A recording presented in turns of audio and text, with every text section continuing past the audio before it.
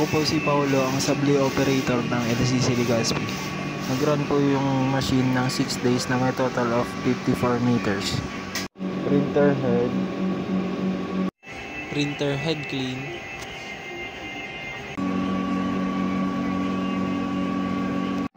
Punas ng capping at wiper ng head clean.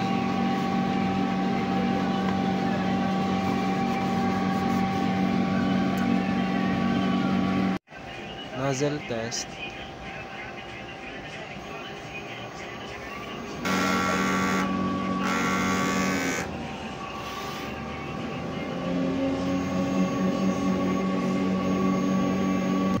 Ink system ay tama lang. Base tank disposal every Wednesday. TBR po, naka 220 volts. Ito naman po yung inks namin. Sa left side po yung used and sa right side po yung unused. Tapos dito po sa kabila is yung subli paper po.